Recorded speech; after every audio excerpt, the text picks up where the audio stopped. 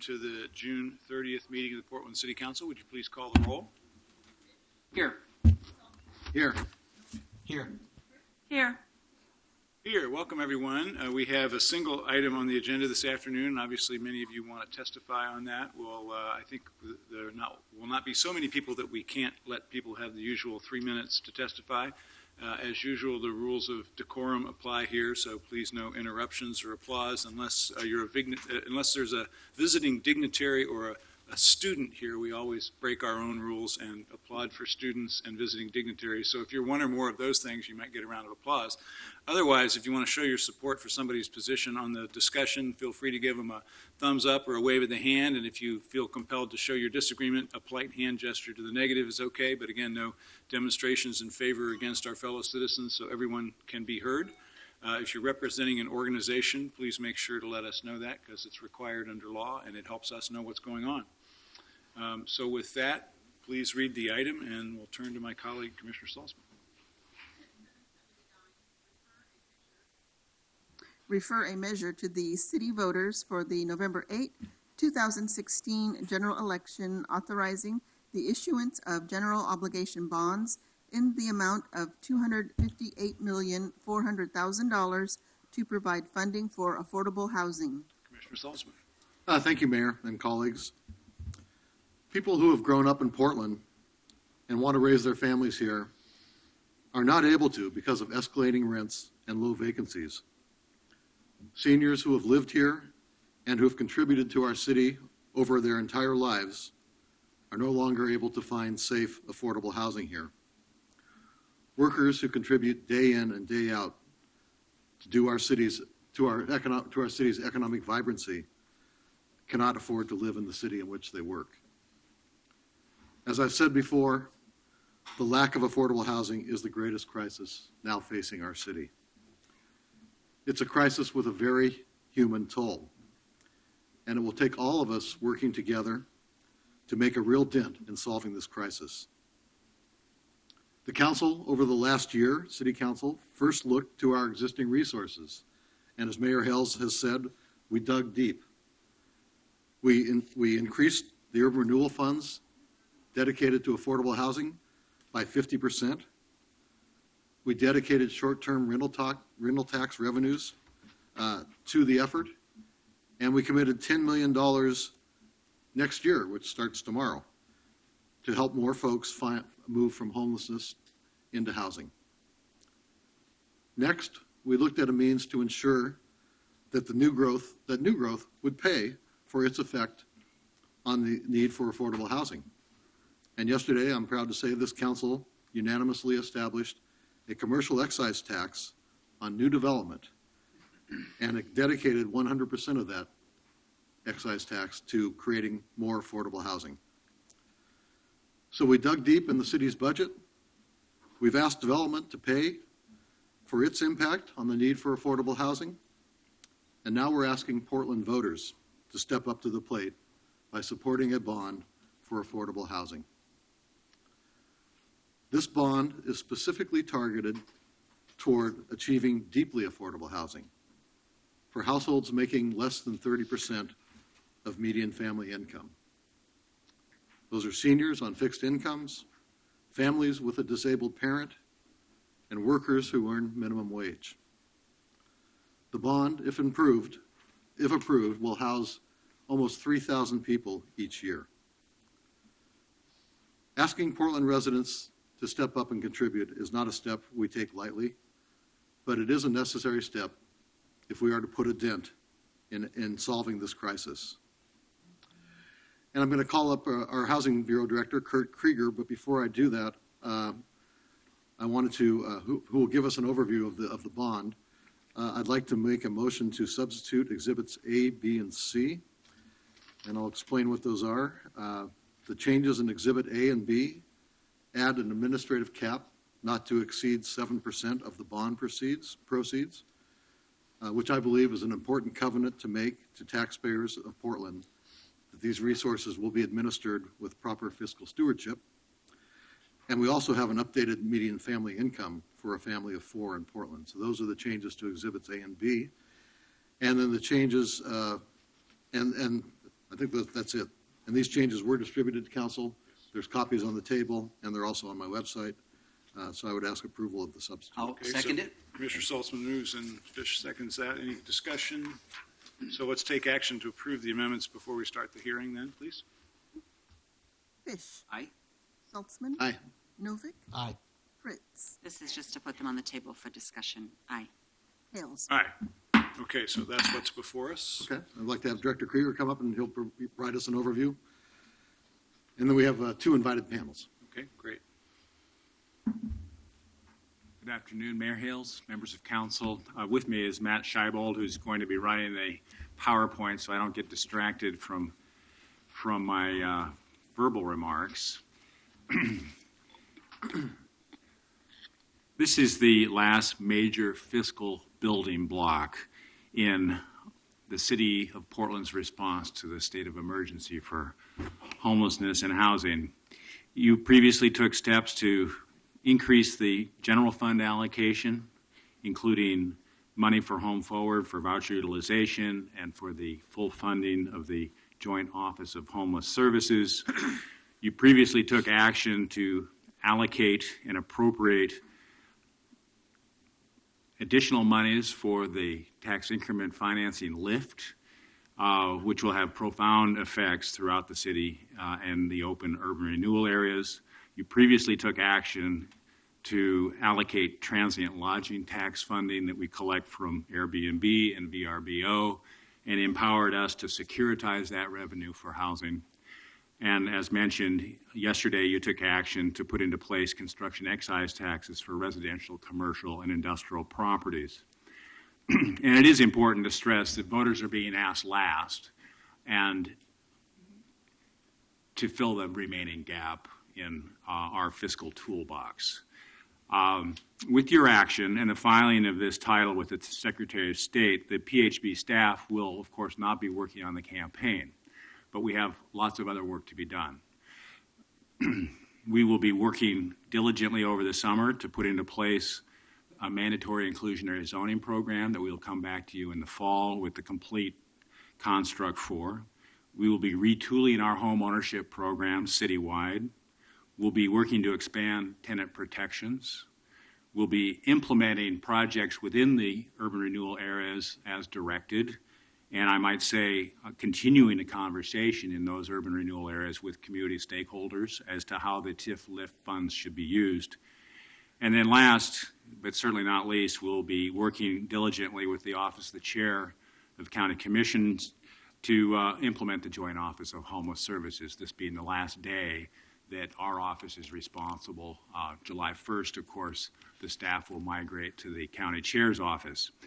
So we'll be very busy over the summer. You know, when I tell my colleagues across the country what's going on in Portland, I say Portland is in the middle of a housing renaissance. You as elected officials have shown great drive and great determination to deal with the challenges that we face as one of America's most costly cities with respect to housing and home ownership. You've been deliberate but focused. You've given us the tools we need to succeed. And I'd like 2016 to be known as a summer of hope as we deal with the problems that we have throughout the city, to work with renters who are in desperate need of assistance and to try to backfill voids in our housing delivery system with permanently affordable housing. What you do today will have lasting benefits for the next 60, 80, and 100 years. So with respect to the slides, the bond measure would essentially consist of 42.08 cents per $1,000 of assessed valuation. You put into context, 4.2 cents per 100 or 0.4 cents per dollar. I think that's important to always keep in perspective. Of the of those funds, some estimated $75 per average assessed valuation home. I've seen a lot in the press about, nobody can find a house for that. But recall that this is the assessed valuation. So that is a statistically valid number. It's not what people think their house is worth today, but it's their tax assessed value. The funds would essentially be spent over they would be allocated within 5 years, and being tax-exempt funds, they have to be spent within 3 years of the date of being allocated. So we would divide this up into a series of tranches or buckets, and the repayment terms would be over 20 years. With these funds, we feel confident in saying that we can produce and preserve 1,300 units. We very much want to underpromise and overdeliver. We've stress tested these numbers with others in the community, including Home Forward. And in the final construct, 600 of these units would be for households between 0 and 30% of the median family income. That is a profound change from business as usual. We're not getting much more than about 15% between 0 and 30% of AMI with our normal delivery mechanism. And I know you as a council have challenged us to do better. We can do better, and we will do better with this particular bond issue. In addition, we challenged our thinking about how best to do that, and Home Forward stepped up and has identified some 400 project-based vouchers, which will help ensure that these properties will be affordable to those households during their tenancy. 50% of the units would be family-sized units. Again, a break with business as usual, producing 2 and 3 bedroom units, which are rarely available in the private market. The way that we think this will be sequenced is we would do acquisition with rehab first, immediately deploying monies while we are simultaneously developing a pipeline of new construction projects, which would kick in 18 to 36 months after initiation. So we think that sequence will work well.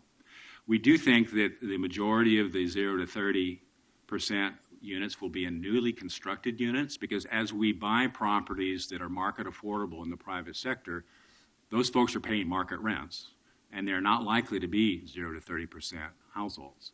And we do not want to cause displacement by dislodging them immediately after acquiring the unit. So the majority of the 0 to 30% AMI units will be in new construction, and therefore a good portion of those will be family-sized units. So I think that's a win-win for the community. We estimate that some 2,900 Portlanders a year would be residing in these units, and we looked at turnover rates within our current portfolio and can reliably predict that someplace between about 50 and 58,000 Portlanders would be housed over a 60-year period of time. So this is a significant investment. And I do think that the outcomes are worth mentioning. So at present, the current portfolio of the Portland Housing Bureau with our many legacy partners and some private developers is 11,634 units. We have a production pipeline of 1,500 units. And this bond would produce an additional 1,300 units, increasing the overall portfolio by some 11%, but increasing the 0 to 30% of median family income by 25%. So we're really moving the needle with respect to housing affordability for extremely low-income people. And I think it's worth mentioning that the reason we can do that with bond revenue is the Oregon Constitution really compels us to buy the units in their entirety and build the units in their entirety, because we're prevented from doing business with artificial corporations or entities. We cannot use the normal tax credit leverage model that we would normally do in the tax increment areas. So there will be no debt on these units. We have operating costs, we have depreciation, we have expenses that need to be covered. That allows us to serve a lower income population. So it's a happy outcome that the result is for extremely low income people where the majority of the need exists. The next chart is the best way we as staff could help you sort of understand your complete level of effort, because of course this has to fit together and nest with all the other programs that are going on. On the far left, the shelter budget you see is serving some 5,000 people, about $15 million a year, with homeless prevention, keeping people in their homes through short-term rental assistance and other interventions, serving about 5,800 people, housing placement and retention, some $15 million of general fund and federal funds, serving some 4,300 people, supportive housing and services at 2 o'clock to 3 o'clock on the dial is serving some 3,000 households with about $9 million of general fund and federal funds. And then we have the capital costs, if you will, of regulated affordable rental housing, showing the interplay of the construction excise tax monies that you approved yesterday, the bond that you have before you today, and of course the baseline of tax increment. So these things work together, I think, in complement to each other. They do not duplicate, nor are they redundant, but they are all essential pieces of an essential delivery system. So as I started my remarks, this is the last of the fiscal building blocks. We will now be working on things like the regulatory environment to beef up tenant protections and to make sure that you have a complete toolbox moving forward. That really concludes my prepared remarks. I would like to recognize that over the last few weeks, staff have been working very diligently. Shannon Callahan and Commissioner Salzman's office, the City Attorney's office, Matt Scheibold, and several staff people within the Bureau. And we came up with a series of financial scenarios and constantly tested them against our baseline assumptions. And Home Forward was essential in that process because we've got validated our understanding of the financial model with third parties to make sure that we were not in a vacuum, that we were really sharing accurate market information. So before you, I think you have a package that will withstand a great deal of community discussion and scrutiny. Thank you. Kurt, questions? Questions for now? Thank you. What do you envision being the largest single project in terms of the number of people who would be in a single dwelling? Well, I mean, by bedroom size, you know. I mean, in terms of the structure. Oh, are these going structure. to be a few large communities like the old projects, or is it going to be smaller? What's the current portfolio? Well, we have I think Portland is a city of neighborhoods, and we need to recognize that we work in a market. And because we have tax increment in the urban renewal areas, we largely see this as a tool to work outside of urban renewal areas because we have tax increment within those areas. So Commissioner Saltzman is accurately on record as saying that we are quite interested in purchasing as much of the Weston rental housing portfolio as possible. Mr. Joe Weston owns 2,700 units and is migrating those to a foundation in an orderly disposition of his assets. Those are scattered around neighborhoods, and they tend to be small scale. So you're not envisioning 2 or 3 No, I do not envision 3 large-scale projects that would produce all these units all at once. Okay. I think they need to be integrated, and the best practice is that they are mixed income and small enough that people are not isolated in pockets of poverty. Good. That's what I wanted to hear. Thank you. And secondly, you mentioned buying up land within the city. Is it possible to buy land outside of the city and build there where it's maybe less expensive for the land? Could we build some of these? Well, I don't think it's possible under the current title because we didn't provide for it. I'm not sure that we would want to because, you know, these are Portland taxpayers that are paying essentially the underlying interest on the debt. There are parts of Portland, as you know, that are in Washington County. Not much. I'm not following you. I was thinking of buying land in Gresham where it might, or other places, Clackamas County, for example, where the land itself wouldn't be as expensive as the land in the city. Well, I'd love to hear the rest of the council's take on that. My take is that if the citizens of Portland are paying the interest on these bonds, that they should be spent in the city of Portland, and that there's not a valid public purpose served in exporting or serving our need in another jurisdiction. I'm just mentioning because in London, where the land within the central boroughs is so expensive, the housing authorities there would buy land and build affordable housing in outlying jurisdictions, and some of them might be the places where the jobs are too. Yeah. So if we were able to build in Hillsborough, I think I'd like you to look into that possibility. And then my final question is, do we have a partnership agreement with the county so that there'll be some help in operating these units and providing services, especially in the 0 to 30 range? Well, not per se, we do not, although we have good protocols in place with the county. And indeed, as you may know, the city, the state of Oregon has some bond revenue for people with disabilities. There may be a way to actually layer these funds with those funds to serve people more fully in the city of Portland.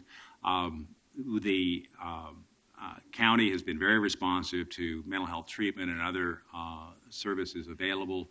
We do not have a written agreement per se. I must say that this concept started in the county chair's office, and we had probably 8 meetings in discussing how the program would work if they were the fiscal agent and we were the delivery system.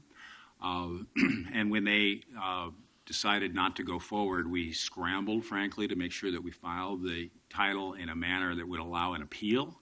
So we compressed the time necessary. We'll have time now that this is behind us to circle back and talk a little bit about how we would structure those What's the particular estimated projects. operating expenses of the 1,300 units? Well, operating expenses tends to run, depending on whether or not the people are disabled or not, tends to run around $4,000 per unit. The way in which we tend to operate this is that since the total maximum income is 60% of median family income, and some 48% or below 30%, that the net cash flow produced from those between 30 and 60 will be used to underwrite the cost of the overall portfolio. We've modeled that quite a bit to make sure that there was some resilience in that model. So it will be a self-funding model because, again, as I mentioned earlier, we're not paying any underlying debt. There's not a mortgage to pay, and they're not direct because the taxpayers are paying the debt. So you're not expecting a general fund to ask either for operations or if their administrative expenses exceed the 7%? No, this is a fully self-supporting initiative. And do you concur with that, Commissioner Salzman? Yes. Thank you. Commissioner Fish? Thank you. I've had the benefit of a couple of briefings, and so, Kurt, I want to do a quick lightning round because we have a lot of people who want to testify. One of the charts that you showed us had the figure of 50 to 58,000 people being served over 60 years. We think of 60 years as a significant duration because that's the duration of our regulatory agreements on some of the properties we have. But I just want to be clear, because the cities will be owning these properties, we expect that they're going to be well built and built for the long term, and we hope they last well beyond 60 years, correct? That is correct, although I must say that some of the acquisition rehab properties may have a 30 or 40-year economic life. Okay. And they may be in transit corridors that suggest that they would be redeveloped sometime in the next 30 years or so. But the new construction units, we're going to build for a 100-year economic life. But we think in terms of 10 years for tax abatements, we think in terms of 60 years for regulatory agreements, and in some instances, we'll be owning properties for longer than 60 years. And in We some instances, anticipate that all of the new construction properties will be in excess of 60 years. The bond covenants will require that they be held for at least 20 years, as long as the outstanding bonds our indebtedness is present. So we'll be looking at the economic life of each of these acquisition rehab targets. It is important to mention that some of them don't meet ADA requirements. For example, they have laundry rooms in the basement, which are not handicapped accessible. So we know that we'll need to put money into these, even if they look from the exterior to be perfectly acceptable. They don't necessarily meet what we would consider to be the minimum ADA access. and with the structure that is before us today, do you have the full range of flexibility you need to do land banking? I believe that we do, yes. And you said that the first bucket would probably be spent on preservation, and then we might shift. Is it structured in such a way that you have the maximum flexibility to make that call? There are obviously some preservation plays where it's more cost effective. There's existing housing, you may want to grab it, versus new construction. Does it give you and us a great deal of flexibility to make that decision between preservation and new construction? I believe it does, yes. Okay. You made a point about under-promising and over-delivering, and that was part of Dan's message to me, and I deeply appreciate that. I think that's exactly right. The one area that we can't control is interest rates. And I just want to have you say on the record and confirm that that this bond measure has some very conservative estimates about interest rates. So if, in fact, interest rates come up, we can still hit the target that we're promising, correct? Absolutely. This was modeled at 6% interest rates, and we're about 2.5%. And because of Brexit, we're actually declining slightly. We think that's a temporary anomaly. So we're fully confident that we can deliver. We have modeled, and as you may know, the Bureau of Development Services has modeled a slight plateau around 2018. If there is a plateau in construction, then construction labor and materials may actually fall during the term of the bonds, which could actually help. So if you can arrange for more nations to leave the EU, then the picture gets even brighter. Just stop it. For the record, none of my family or friends voted to Brexit. We didn't assign culpability of that to you or your family. Two other things. We're going to hear from some people down the road that we should chase the cheapest housing. And there are some ways we can get to cheap housing. We can build it in undesirable areas. We can buy up substandard housing.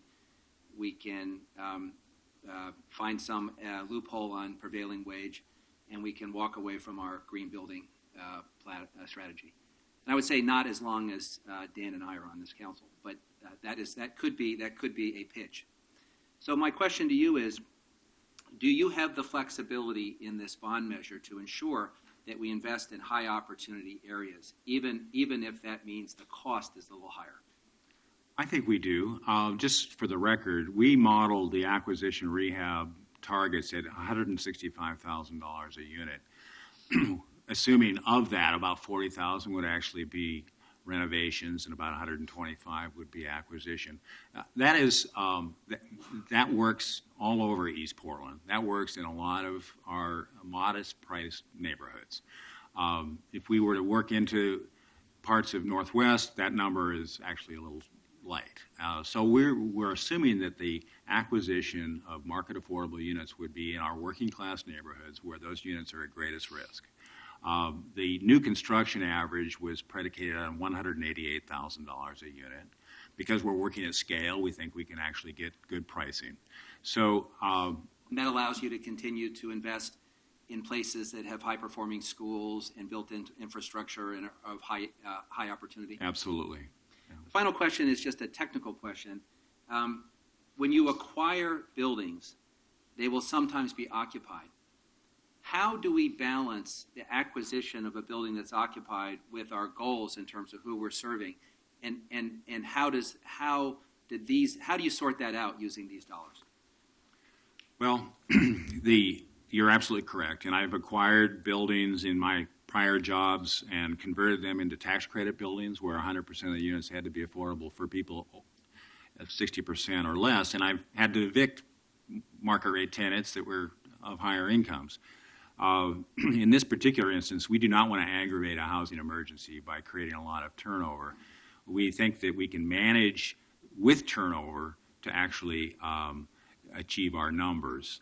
There will be annual recertifications of income to make sure that as people succeed in their careers, as they work through the economic ladder, that if they are no longer needing of the housing, then we'll have that conversation with them.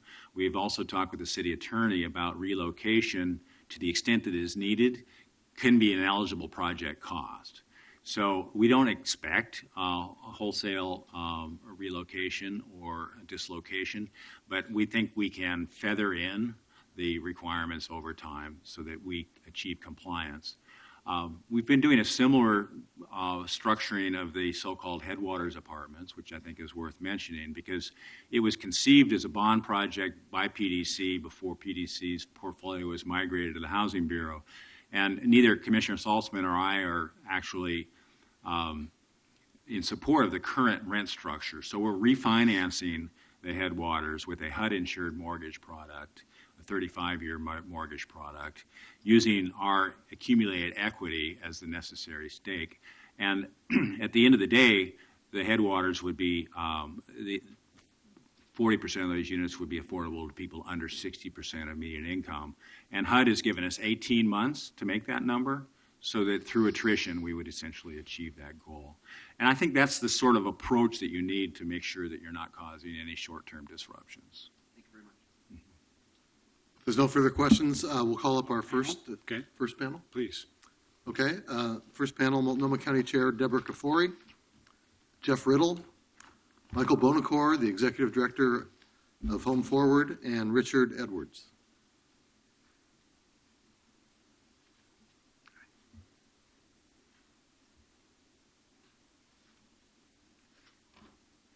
Welcome. Have a seat. Have a seat.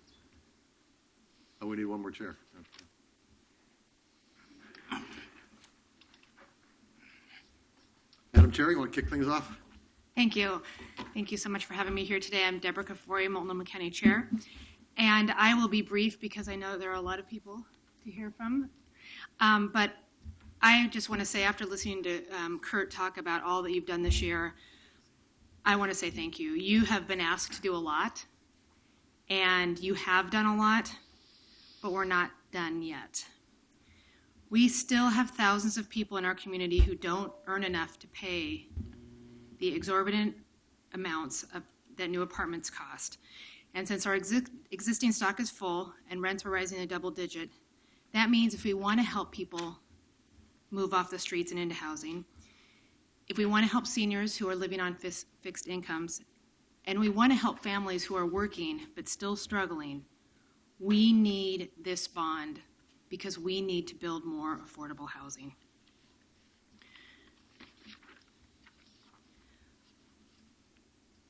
I am here, I feel like I come here about once a week to applaud you. So I'm once again coming to applaud you in your efforts, your leadership, and everything that you've done. And I want to thank you again for taking this critical step forward. We are in a crisis, and we need to act now. The hundreds of deeply affordable units that this bond will pay for, private developers will not build. It is up to us, and we can do it. Thank you. Thank you. Welcome. My name is Richard Edwards. Let me tell you a little bit about my story about my family. This is my son, Kevin, and that's my daughter, Tatiana. A few years back, we were homeless, and we ended up nowhere to go. We slept in the car. My wife, Linda, well, she's not here right now. She has hyperphosphatation syndrome. She's in a wheelchair, and basically, she has to have a wheelchair to get around. We had to park her wheelchair somewhere, and then we slept in the car. Then I met Colleen Join, which helped us get out of our state. The reason why we were homeless is because basically our landlord had failed to tell us that his house was foreclosed on. And it was just a big shock. I was working in OSHU at the hospital. I was basically making real good money, paying my rent, had everything together. And this happened, so I had to stay with my wife, care for her, and everything. So Join made it possible for us to go to Stephen Creek's Crossing, which is a Home Forward property. And that is a blessing. My kids are safe now. They're really content. They go to real good schools, and their grades went up. I'm so happy about that. I have a job. I take care of my wife.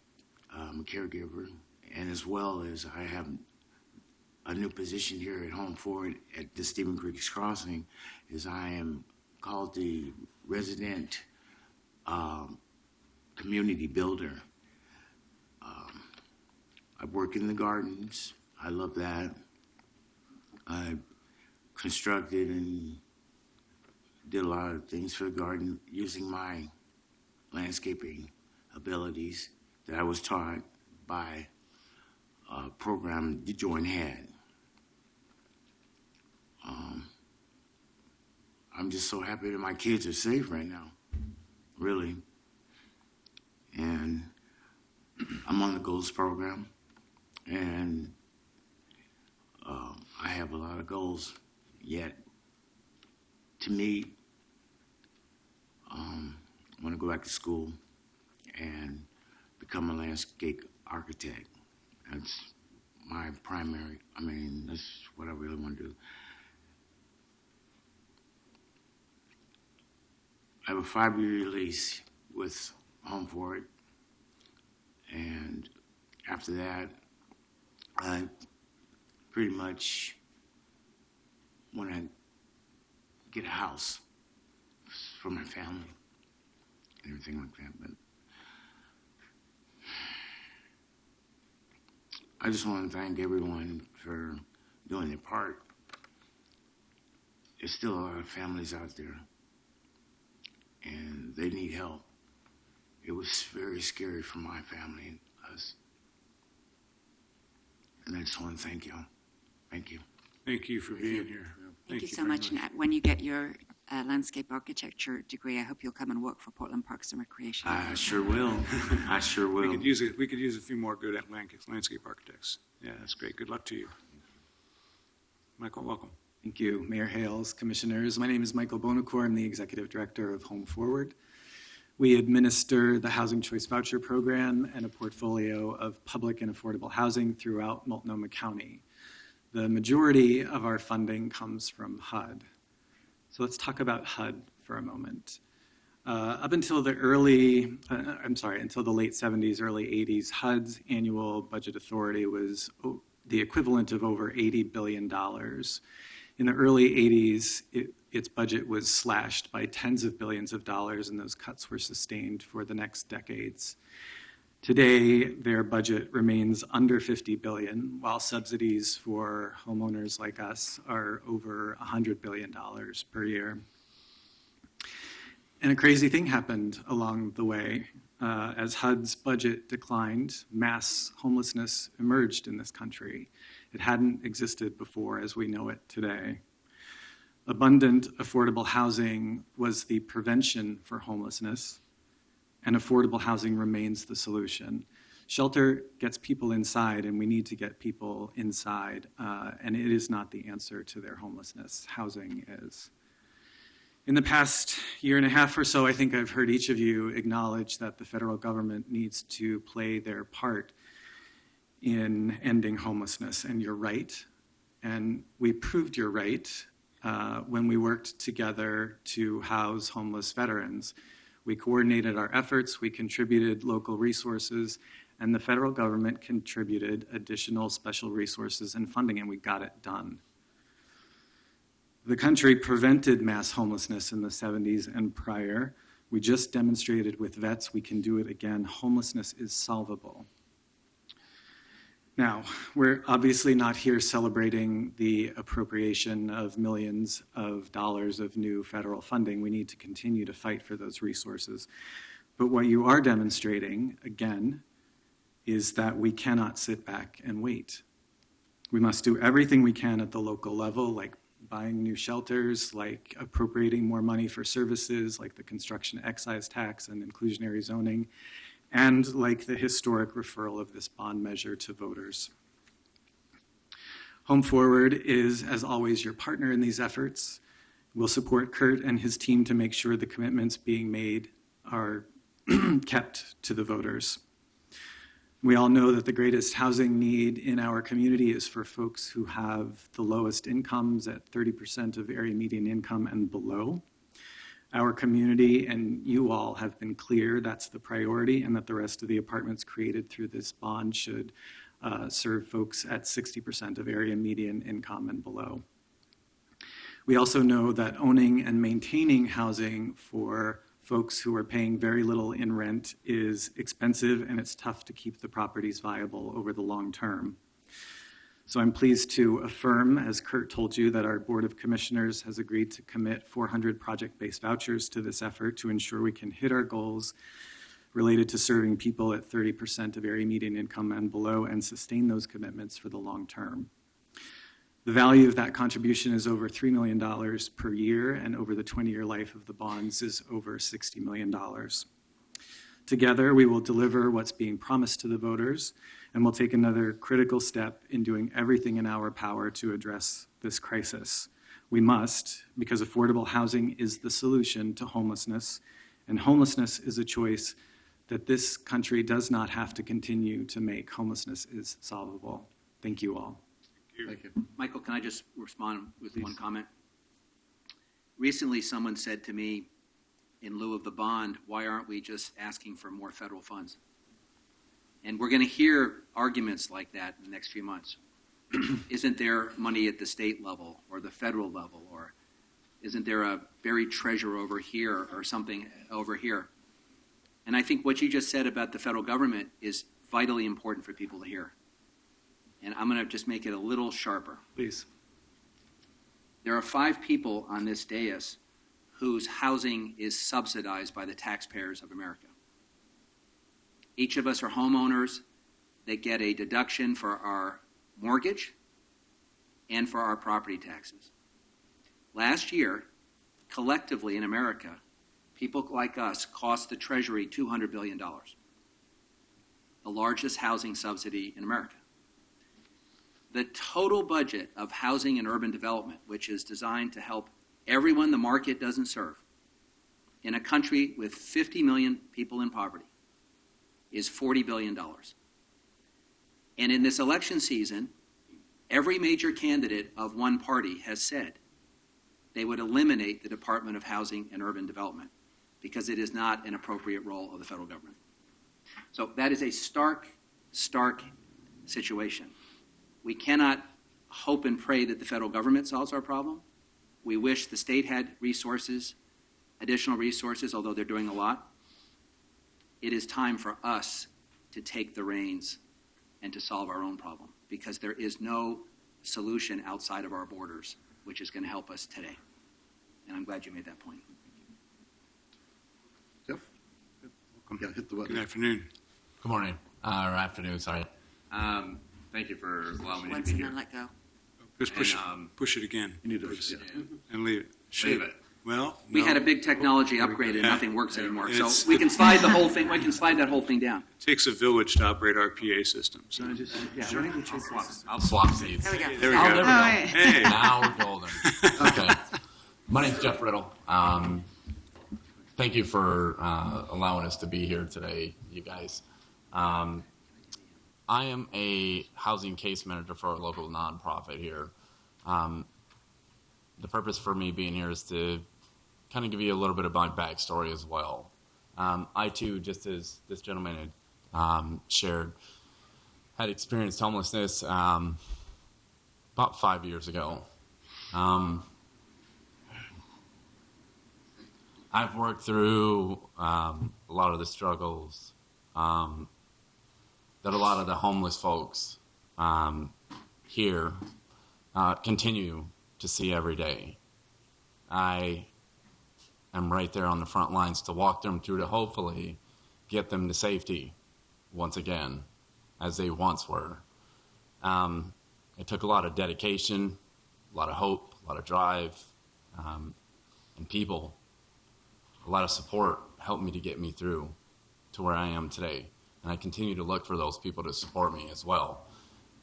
I'm not afraid to ask for assistance any longer, where before pride got in the way. It's been difficult, but I know that we as a city, I've made Portland my home. I love Portland.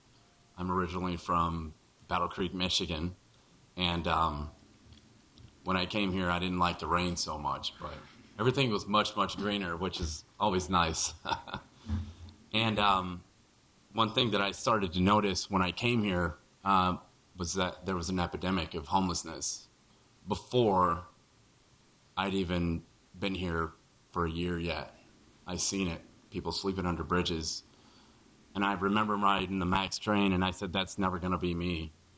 And as I said, about 5 years ago, it happened.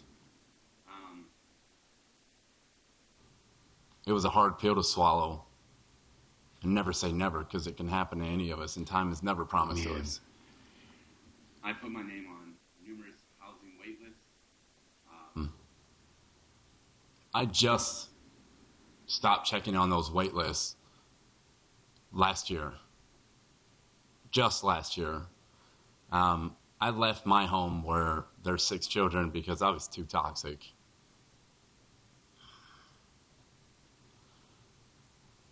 When I did that, I reached out to the same agency that I work for, and it's been a miraculous journey. I was always raised to help the man that is fallen and never look down on anyone unless you're there to help them up. And I believe that's what I do today. That's why I'm here today. Because I know it takes a whole village to help. I also sit and I look at the gentleman from across my desk and I tell them the only thing that I can do for you, for the most part, is to ensure that I'm putting you on every wait list that I can possibly put you on, in hopes that 6 months from now, you may have a chance to get into some place. But that's just for single adults. That doesn't count for families. I had a no-cause eviction back in October, and I thought that my homelessness was over.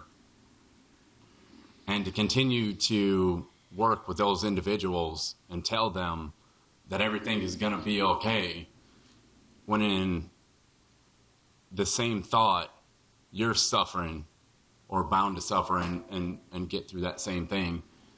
I luckily was able to find a landlord that looked beyond some of my faults. I now am rent burdened, but I'd rather be rent burdened than homeless.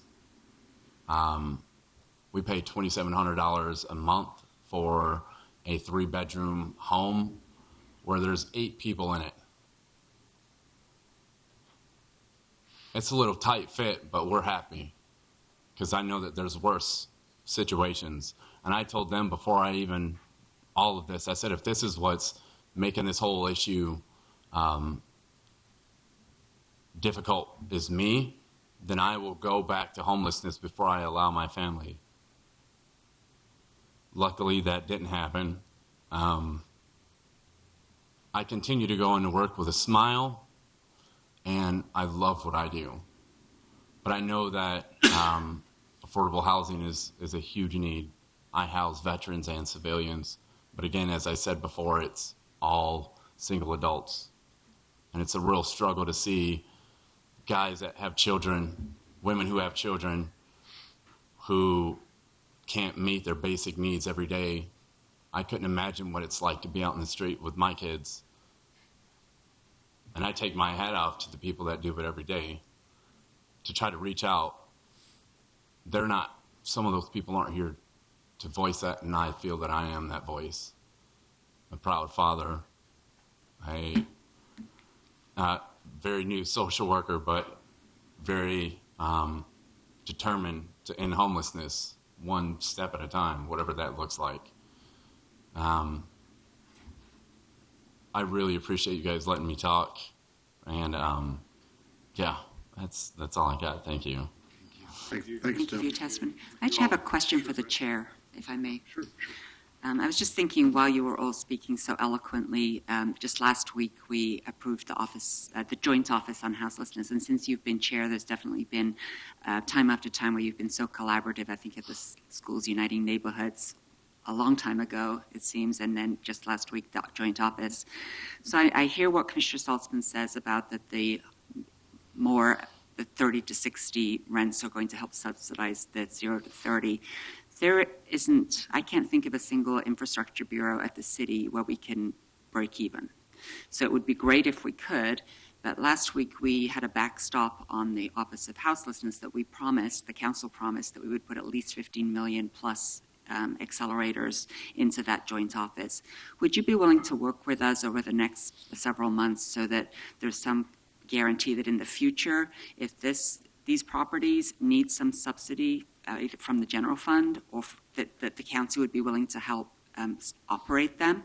Because if the bond had been a county bond, that would have been entirely your consideration. Now, with it being the city's, I would like it to be a joint venture rather than just us taking the, just hoping that we are able to operate them without general fund subsidy. Well, thank you for that question. I do believe that this is, while this will be voted on and today by your council, it will hopefully be passed by all of the city of Portland, which those are our constituents and our residents as well. So this is a joint effort, I think, while it is coming from the city for numerous reasons. It is definitely a joint effort. I do believe that many of the families and individuals that are in that 0 to 30% income range especially will be relying on county services, and that's going to be our number one focus. But yes, we're in this together. I think was the foundation for building the joint office, and it's going to be the foundation for every step that our two bodies take together. Thank you. Yeah, and you mentioned the services, of course, and that was my earlier question. It would be, I think, helpful to me and the rest of the council, but also helpful for the voters to know and to see, obviously not as part of this bond measure question, but for them to know that we have intergovernmental agreements in place that cement that long after you and I are gone. Yes. Thank you. Thank you all. And Thanks very much. thanks, Kevin and Tatiana, for being here as well. Thank you. That's right. We always clap for students. So our last panel consists of Maggie Talmadge of the Communities of Color Coalition, Wendy Yakanul, Israel Bear, and we have Pat Wallace, but he's running late, so we'll invite him to testify when he gets here.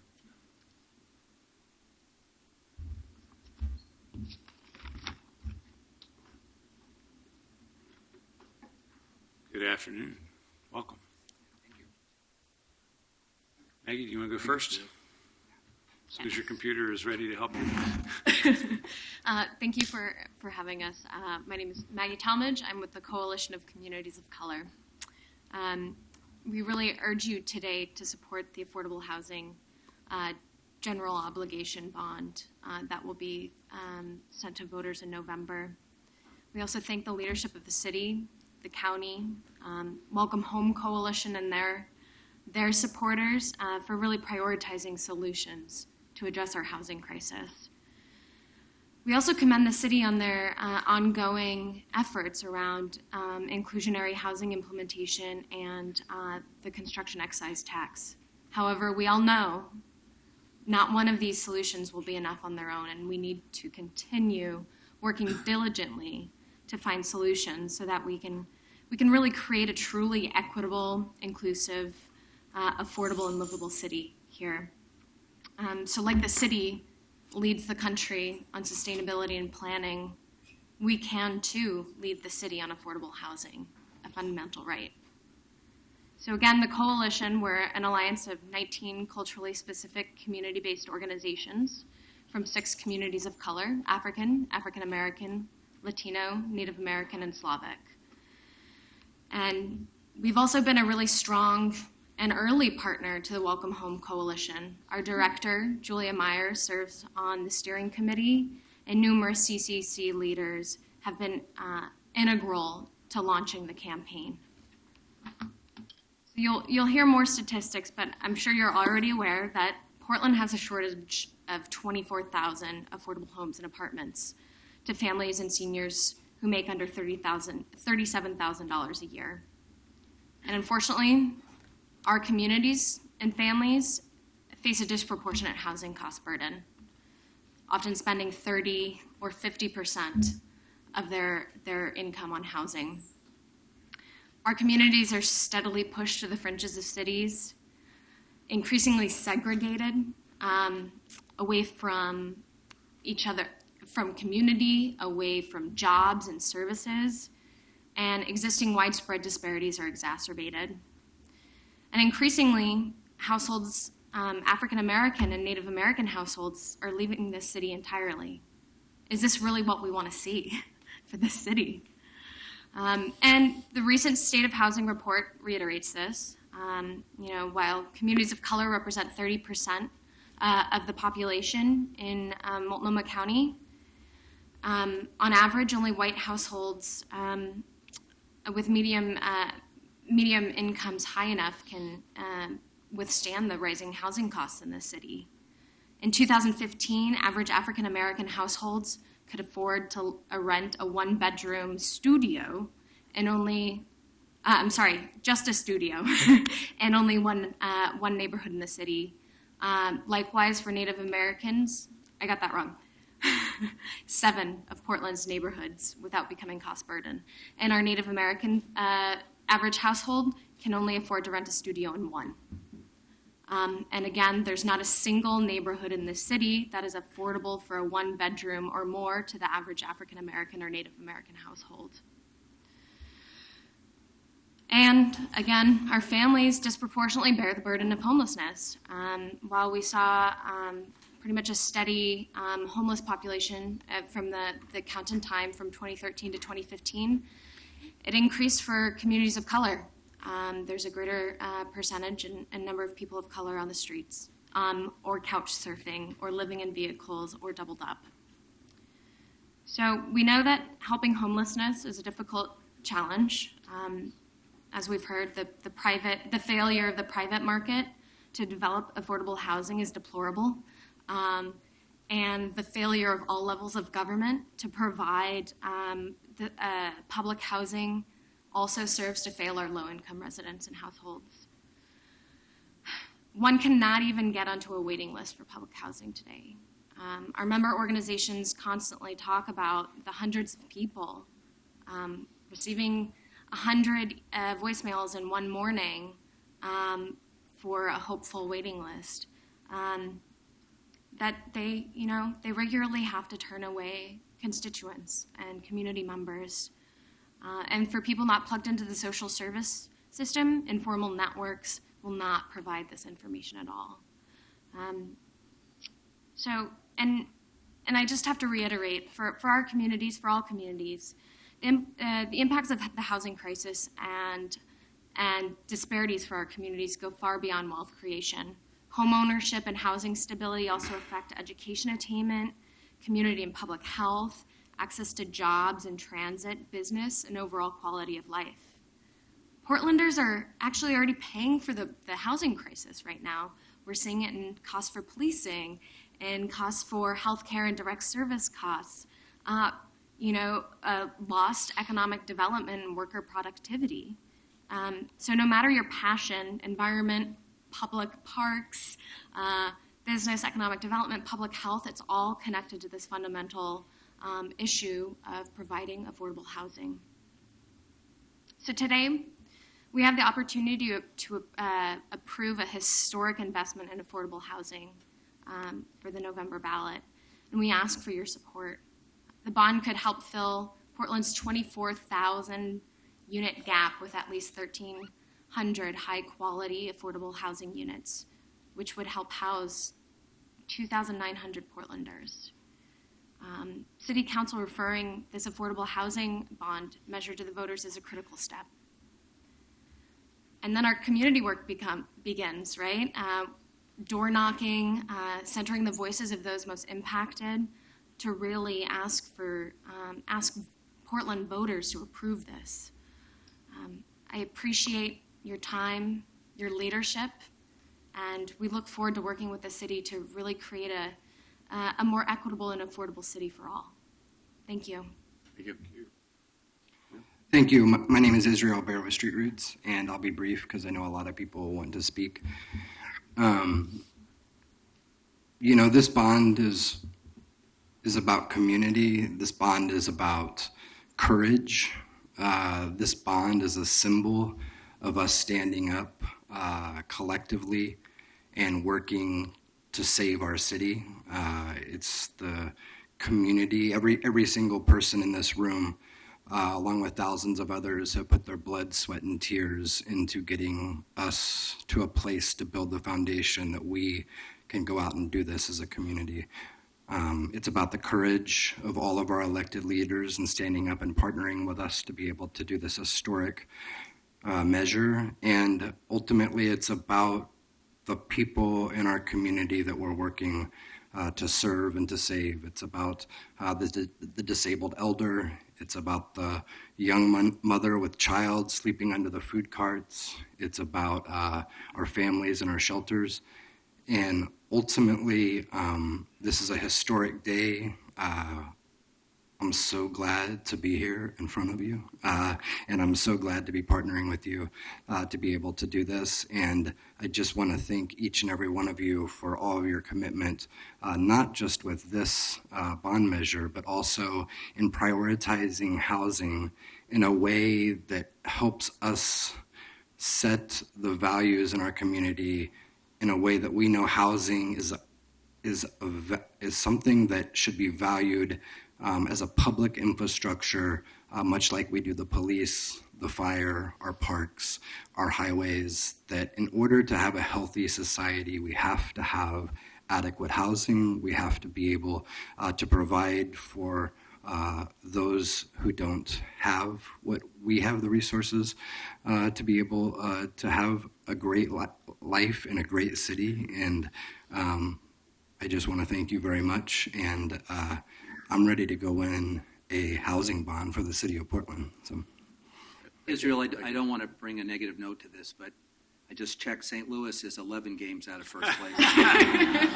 Between now and November, would you be willing to wear a Cubs hat?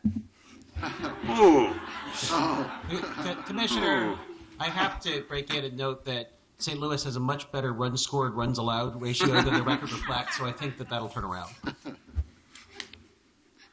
Okay. We want him to help us, Nick. You know. Go ahead, please. Could you press the button at the base of the microphone? There you go. Yeah. Muy buenas tardes, señor. Muy buenas tardes, señor alcalde y miembros del consejo. Good afternoon, Mr. Mayor and members of the council.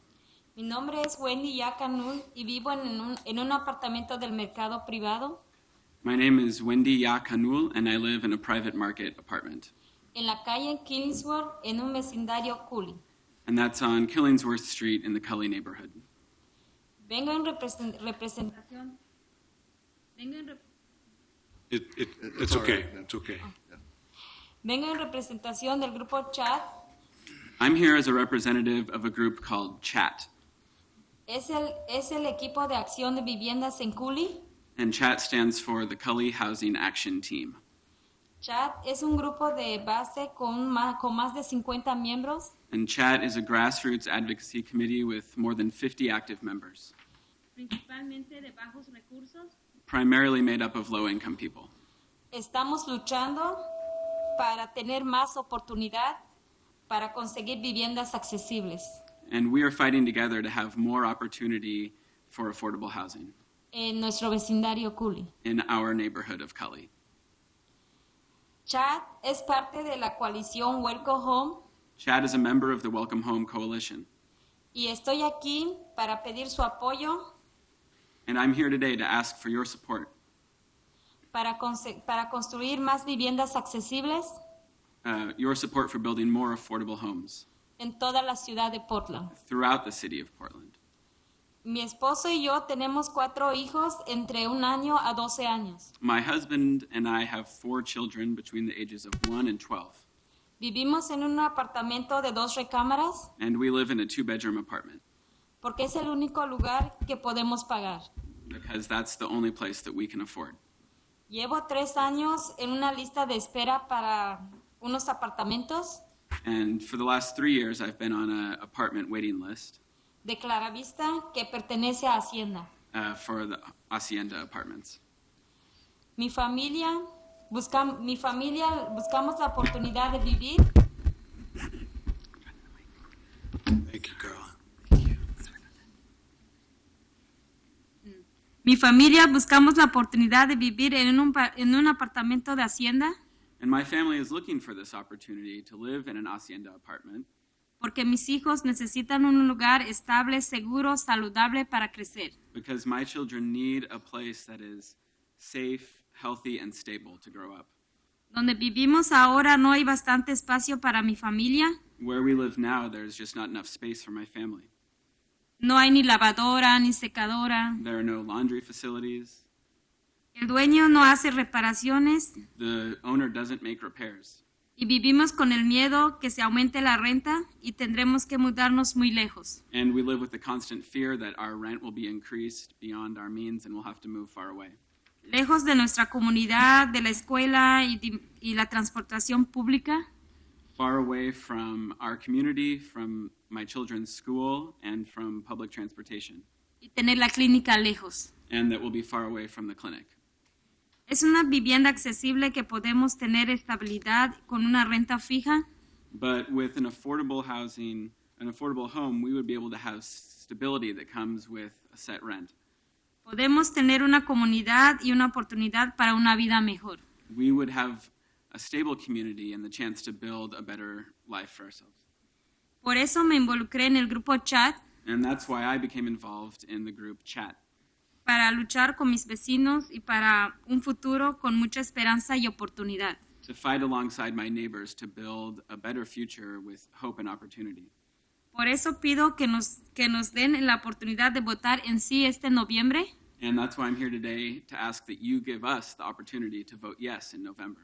para más viviendas accesibles que realmente necesitamos. To vote yes for more affordable homes, which we really need. Gracias. Thank you. Thank you very much. Thank you all. That Did completes- for that panels? completes invited. So let's move to the sign-up sheet, please, and take folks that have signed up to testify. I have a total of 21. The first three, please come on up, are Terry Parker, Jess Larson, and Shannon Singleton. And they'll be followed by Maggie Dietz, Casey Jama, and Celine Mazoyer.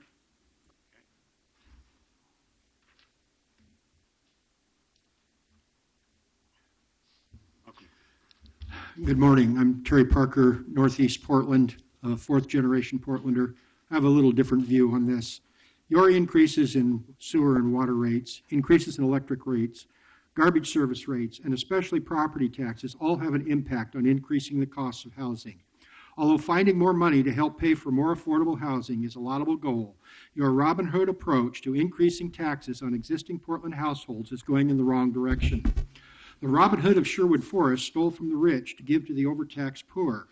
Your Robin Hood scheme, should it pass, is an increase in the costs of housing citywide. It not only takes from the wealthy, but it also takes from the senior citizens on fixed incomes, single parents with kids, and anybody else just getting by and living paycheck to paycheck. While the property tax and rates in Portland have soared to the extreme over the past few years, for seniors, there has been little to no increases in Social Security benefits to offset those taxes. In addition to this Robin Hood scheme, there's the probability of another costly school board measure on the November ballot.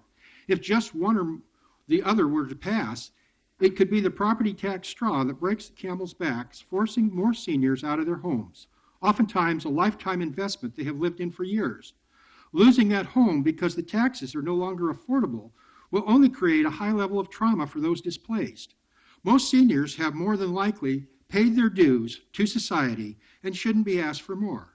Moreover, if property taxes are increased, landlords predictably will raise rents, passing through the higher cost to tenants, affecting renters of all income levels. The city's appetite for more money has grown out of proportion. Instead of placing this bond measure on the November ballot that, if passed, will increase excessive property taxes, find the money elsewhere, maybe by canceling some of the overreaching monarch-like social engineering that takes place in Portland. Thank you. Thank you. Welcome. Mayor, Commissioners, my name is Jess Larson. Thank you. This is a great moment of accomplishment and gratitude to sit here before you. You know how hard we've been working for the last 2 years and really for the last decades to make this major step forward in housing justice. So thank you for your part, your leadership, for listening, stepping it up to make things right here in Portland, to make us a better city. I don't need to sit here and echo the stories of need or pain and suffering, fear and frustration. You hear this every day you go to work. We feel it every day we live in this city. I don't need to tell you that affordable housing works. You know that too. It changes lives. It builds back our community, health, hope. Affordable housing is making us all better. We know that. We just need more. So what I'd like to do is use my 2 minutes left and attempt to answer 2 questions that I think you'll be hearing and maybe ones that you're wondering yourself. Questions I know that together we're all going to be answering in this great historic and super fun campaign that's going to kick off tonight at the Buckman Coffee Factory. So question number 1, why Portland? What about Gresham, Multnomah County? What about Beaverton? And what about Metro? The need extends well beyond the boundaries of Portland. Well, yes, indeed it does. In fact, people across this entire country are suffering under 40 years of divestment at the federal level, and it's only worsening in this extended housing crisis. Yes, we need solutions at every level of government in every local city across the region, in Salem and back to DC. We're not the only city chasing this dream of affordable homes, though. Our neighbors to the north in Vancouver are also bringing housing to voters. The county of Alameda, where Oakland is, will be voting on a $500 million bond in November along with us, and 10 other cities up and down the West Coast on November 8th. In fact, I spoke with leaders in Corvallis who tell me that they are studying the CET, the construction excise tax that you passed yesterday, because they want to figure out how they can start to address affordable housing in their community. So why Portland? Because we are Portland, because we are leaders, because we are proud of the city we're building, because we stand up for the people, because we believe in our public spaces and we like to show off that we know what makes a city great. And we know that what we need to make the city great is to build enough affordable homes for those who need them most. Question number 2, but it's not enough. I assure you, for the 3,000 Portlanders who are going to live in these homes, for the families who will grow up, get off to school, learn to play an instrument, celebrate their birthdays, make it through their first heartbreaks, set off for college, for these kids, for these families, these homes are everything. And that's just the beginning, because over the life of these buildings, tens of thousands of Portlanders will have their lives changed by calling them home. About 4,400 Portlanders are homeless today. They're waiting for housing in our shelters, in our transitional programs. They sleep outside and unsafe. When we create new and deeply affordable homes for 3,000 Portlanders, with this ballot measure, we will hear and we will feel a resounding sigh of relief in this most urgent need. Yes, we need to do more. We cannot stop here. We need other tools, other partners, other strategies to wholly solve this problem and make sure no Portland family is burdened unduly by these rising rents. And we must first start here. This major step forward is where it counts most for the Portland families who need it most. So thank you. And I urge you to take this major step forward with us, to help us to start make Portland work, a city that works for everyone, a place where everyone can afford a place to call home. Thank you. Thanks, Jess, for Thank your you, Jess. leadership. Could you just put into the record what organization you're representing? Yes, I'm with the Welcome Home Coalition, an organization that represents over 140 other organizations. Thank you. Thank you very much. Hello, Commissioners and Mayor. I'm Shannon Singleton. I'm the Executive Director at Join. I'm also co-chair for the Home for Everyone Coordinating Board and a steering committee member for the Welcome Home Coalition.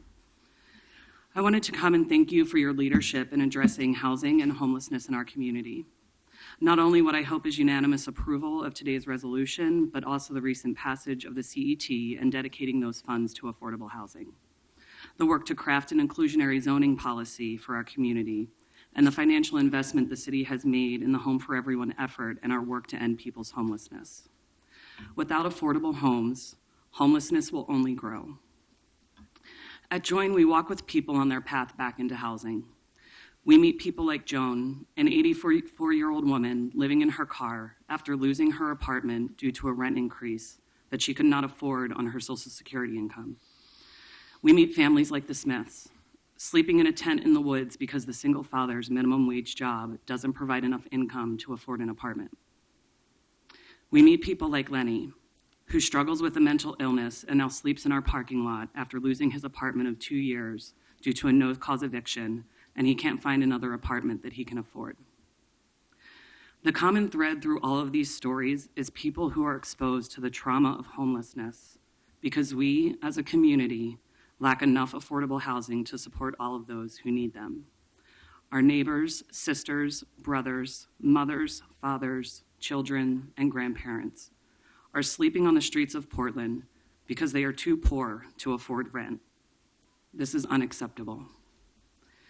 By referring this bond, you can make a statement that housing is a basic human right and that our community believes that people deserve to have a safe and stable place to call home. You affirm that the Smiths deserve a place where their dad can cook dinner and where the children can do their homework. You ensure that more seniors like Joan have access to housing that they can afford so that they're not sleeping on our streets. You make it possible for people like Lenny to move into apartments they can afford on their fixed disability income. I'm here today not only for myself and my family, but for my neighbors, my friends, and my community. I'm here on behalf of the Join community and the people we serve, and I'm here to ask you all to vote yes. Thank you. Thank you all very much.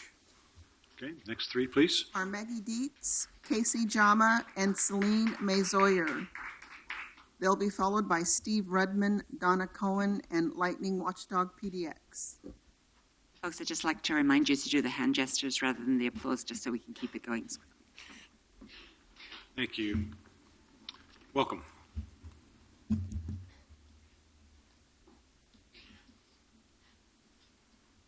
Hi. Do I begin? Yes, please. Thank you. I spent nearly a year on a waiting list for an apartment at Rosemont Court Apartments. During that time, I stayed with both of my daughters by turns. If not for the graciousness of my children, I'm not at all sure what I would have done. I know that the specter of the streets loomed large in my mind. One of my kids lives in Seattle, and she put up with me for a few months, or put me up, whichever way you want to look at that. The rest of the time I spent here in Portland with my other darling daughter and her husband and my two amazing grandsons. Now, that was a little bit of a change of pace of their lives. At any rate, it did seem like an awfully long wait, but I have to say that it was totally worth it in the end. I have pretty easy access to my family now, and the sense of community at Rosemont Court Apartments it's a gem. It's fostered some really good friendships for me and made a big difference in my life. The best part of living here is that it allows me to have a decent home of my own, and since the rent is approximately 1/3 of my total income, I have some financial room for fun. Not for a good wardrobe, but for fun. Not to mention the fact that it's close enough to my grandsons that I can go to watch them play basketball or go to their band concerts. You probably know that in general, grandmothers have a fairly small window of time before becoming just grandma. During the boys' younger years, I was grandma in the open arms and the running. And, you know, they turn into teenagers and that kind of tames down. And I'm celebrated a little more quietly now, but the fact remains that since I have an affordable place to live, I can spend time with them. We are close. We might not have been had I ended up living under a bridge, you know? I mean, who's to say? I can't tell you how passionately I wish that housing that makes sense for low-income people, individuals and families, were more readily available. It can and it does change lives. Thank you for listening. Could you give me your name again, please? Maggie Dietz. Maggie, thank you so much. And I have to tell you that once they get to be 20-somethings, they're back to saying, Grandma, and wanting to show you how to work on the computer. Good to look forward to. Thank you. Good afternoon. Good afternoon, Mr. Mayor and Commissioners. My name is Casey Chama. I am the Executive Director of Unite Oregon, formerly known the Center for Intercultural Organizing and Oregon Action.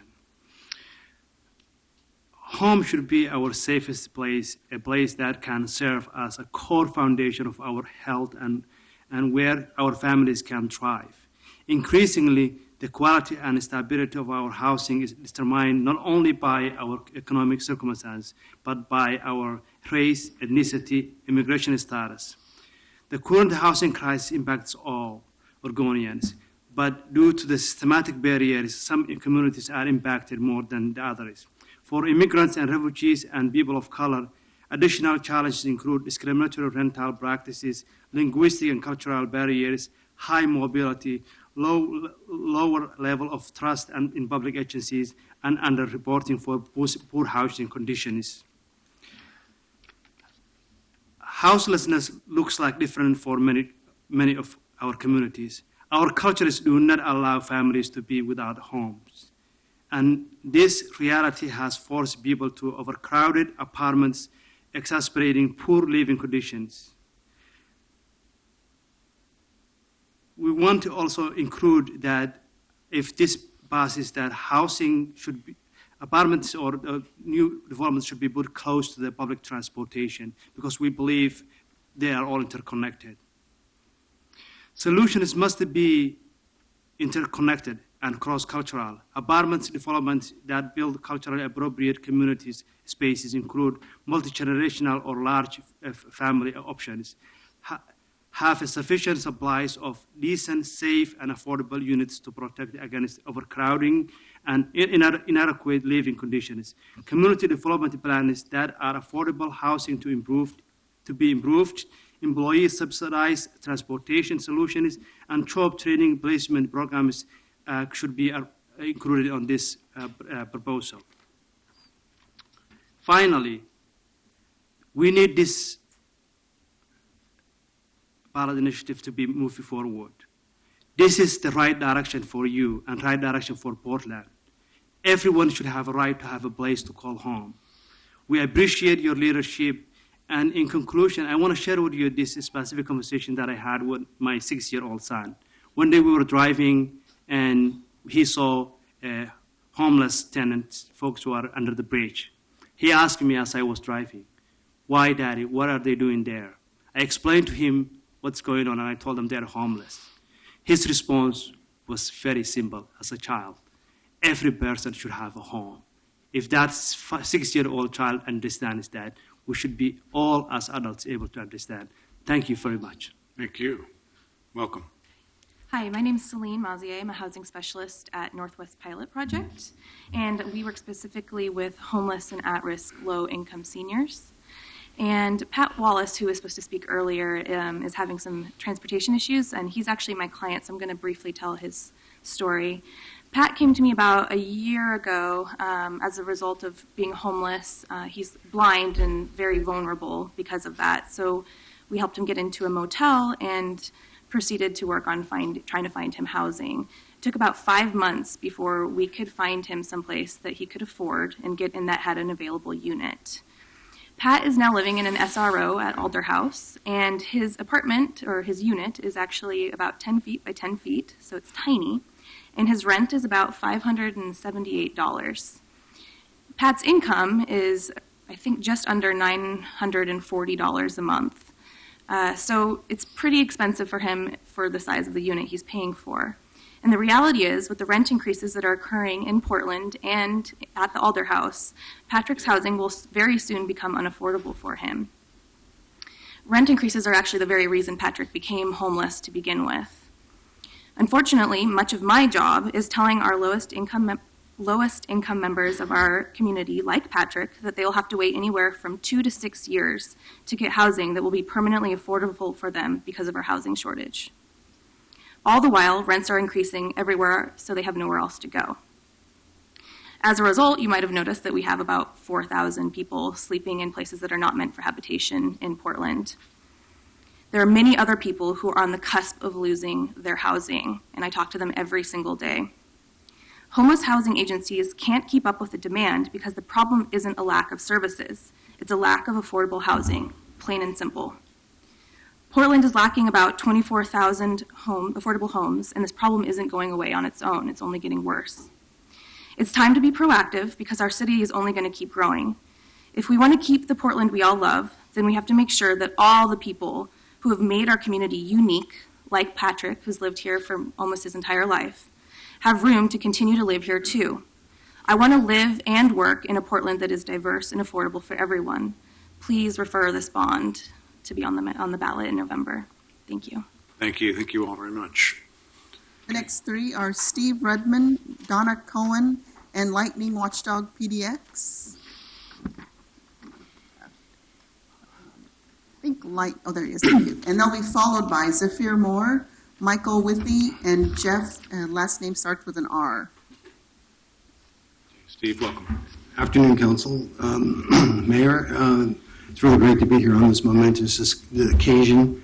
I've been pretty involved in affordable housing in Portland for the past 30 years. In the 90s, I served as a director of then the Bureau of Housing Community Development. In the early 2000s, moved over to Home Forward, then the Housing Authority of Portland, and served as ED there for 13 years.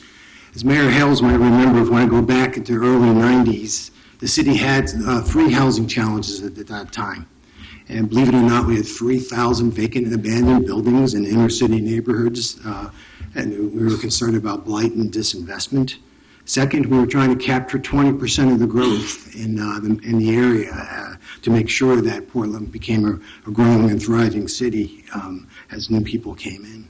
And third was the issue of affordability. We were concerned about homelessness and the increasing number of low-income households who could not find affordable housing.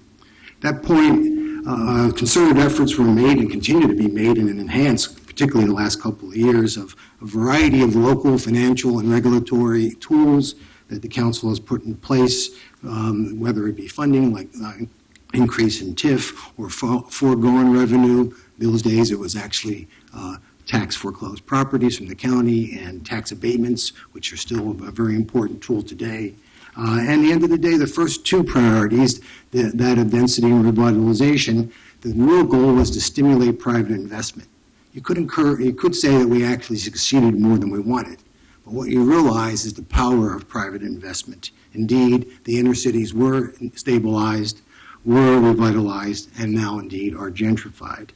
And we have captured incredible density. Density is not a problem in Portland. We have been discovered by national, indeed, international capital sources.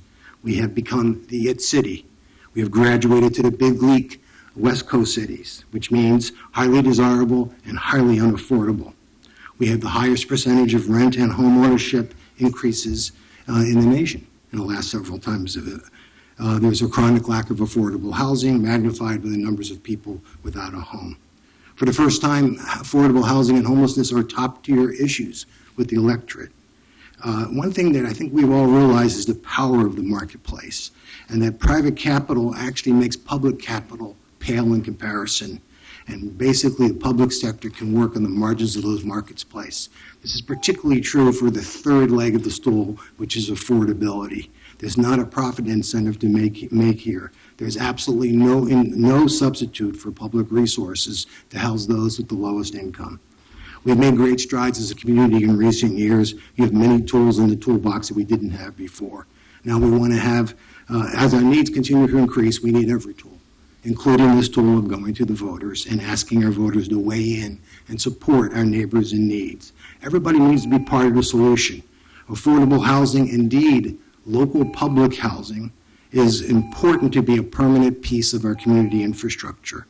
I believe that now's the time we can ask Portlanders the really defining question about the kind of community we want to be, learning from West Coast cities, that most people, I believe our city will be richest if we allow Portlanders of all backgrounds and incomes to call this place home, a good place to live, work, and raise families. Thank you. Welcome. Hi, I'm Donna Cohen. Nick, thank you for bringing up the biggest housing subsidy that the feds give, the mortgage and real estate interest deduction. $200 billion. The vast bulk of it goes to the upper half of the income distribution. So I just want to thank you for that. So I grew up in apartments.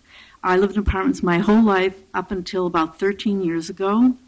I've gotten 3 degrees in my life, and that means that for most of my adult life, I was paying back student debt. I worked in the public sector. Since I switched careers, it didn't help my retirement fund. I'm basically a lower income person. The only reason 13 years ago I was able to finally buy a house was because of Host Community Development Corporation. They gave me just that edge that allowed me to purchase a house. I've been there 13 years. I cannot begin to tell you the impact of that house on my life. It's absolutely enormous. And it also gives me a lot more financial stability. If I think about, had I not been able to get in that house and what my situation would be now, it would be ugly. I don't even let myself go there very much because of how bad it would be.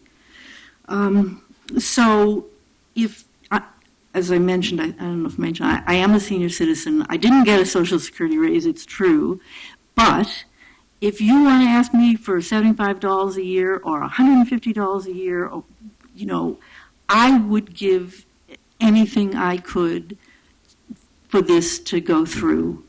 I want other people to get the benefit of what I got and what meant so much to me. This is absolutely critical, and I fully support it, and I expect to be out on the street canvassing in the fall for this measure. Wow, when they hear your story, I think they'll have a hard time voting no. Thank you. Lightning, welcome. Yes, my name is Lightning. I represent Lightning Watchdog PDX.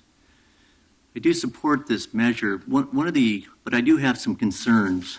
And one of the concerns I have is that I wanted to see if, as you know, Homer Williams is trying to develop that homeless campus.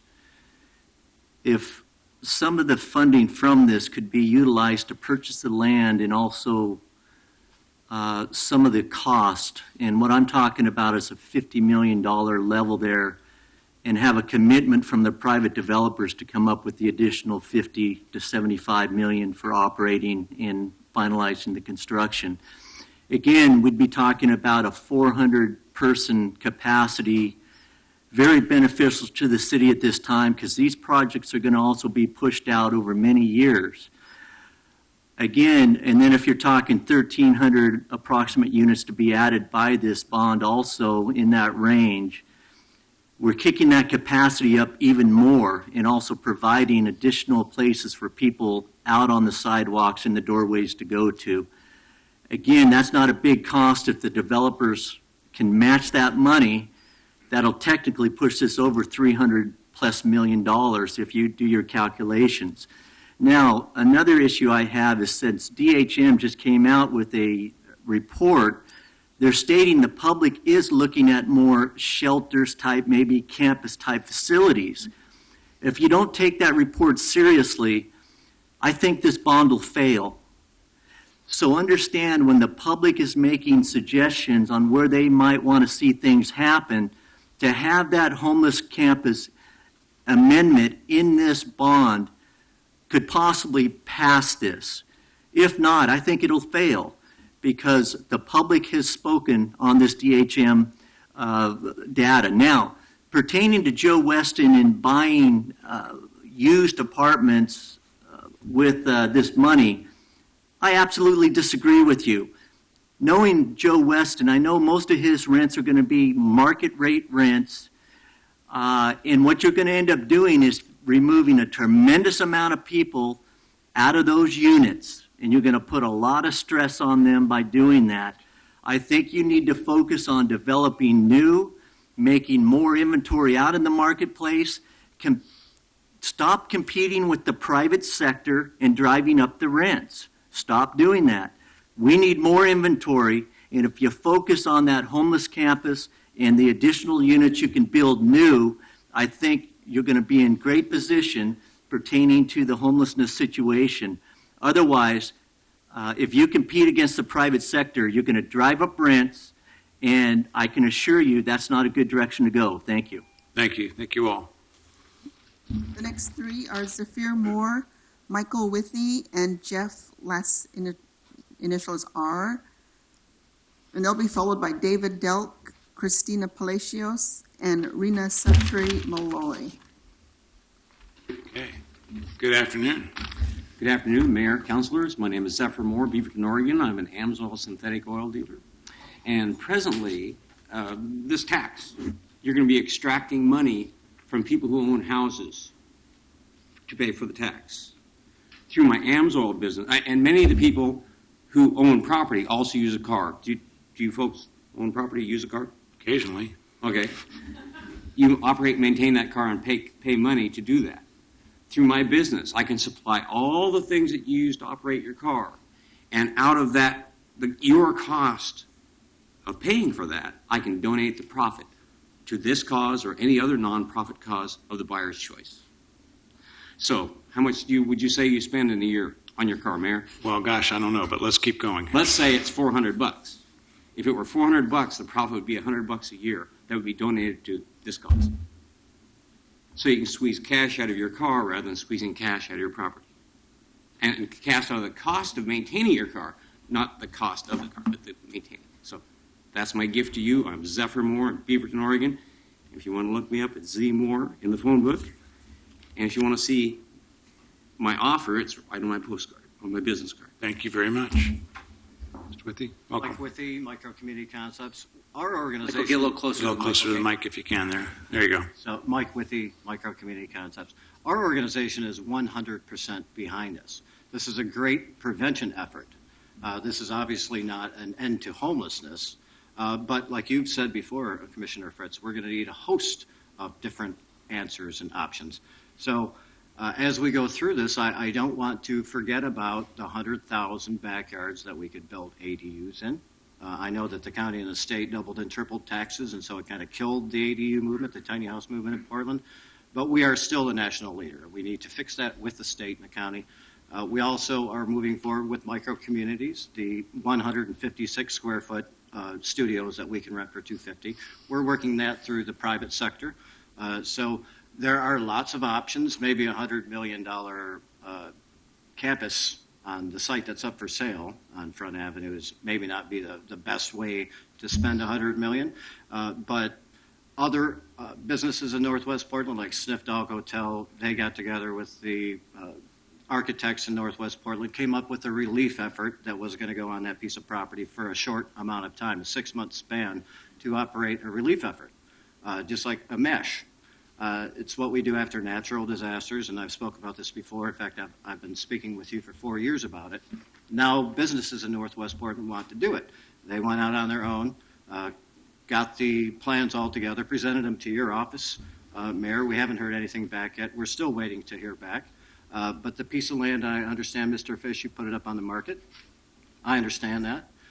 But we could still do a relief effort on that spot in the interim. So I hope when you receive the email next week that describes what we're doing, that you at least give it a thought. Okay? That's it. Thank you. Thank you very much. Thank you both. Okay, others? The next are David Delk, Christina Palacios, and Rena Setre Malloy. They'll be followed by Sharon Miran, Jill Chen, and Margaret Black. I think people have left, so you might want to keep going. Margaret's the last one who signed up. So if I called your name, come on up or come on down. There's someone coming up. Okay. Good afternoon. Good afternoon. So my name is David Delk. I'm the president of the Alliance for Democracy and also heading up a new effort in Portland to create a municipal public bank. The Alliance for Democracy appreciates the efforts that Portland City Council is considering to fund the building and maintenance of affordable housing, including the new excise tax on development, expected to raise $8 million annually, and this proposed general obligation bond for over $250 million. We support this bond and hope that you will move it to the ballot in November.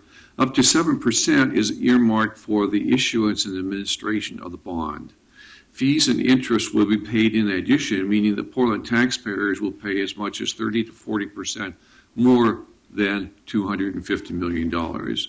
Portlanders should be able to expect that the money generated by this tax will be added for the purpose will be used for the purpose for which it is raised instead of having to pay interest and fees to Wall Street. David, could we just stop you there for a second? Sure. Because I've been trying to listen to all the testimony. You lost me on what you just said Okay. about the premium above the bond. I don't know what you're talking about. Could you just state it again so we can track what you're The $250+ million bond, right. The city will pay someone interest. You're selling the bonds to somebody. Okay. Is that Now I got you. okay? Good. So instead of paying that money to Wall Street, we should be able to retain that money ourselves. There's a way to reduce the fees and the interest, thereby reducing the amount of taxes to be paid. And that is by forming a municipal public bank for Portland using the financial resources we already have for our public purpose. Cities across the nation are looking at the opportunity municipal banking can offer to end city debt, finance worthy public projects, such as affordable housing, building and maintaining infrastructure, and or creating job opportunities for city residents. Cities currently investigating public housing opportunities include Santa Fe, Washington, D.C., Boston, Philadelphia, Seattle, King County, San Francisco, and others. The city of Santa Fe is further along, having commissioned a feasibility study. That study shows that Santa Fe can, in the first 5 years of operation, gain almost $5 million, either in saved fees or in profit paid back to the city. I have copies of that feasibility study with me, and I'll leave them here. While I understand we cannot form a municipal bank in time to affect this particular bond, I hope that the city will consider the possibilities that a municipal bank might offer it. Thank you. Thank you. Welcome. Thank you. My name is Raina, and I work for Community Warehouse. We are a local furniture bank here in Portland, and we serve the greater Portland metro area.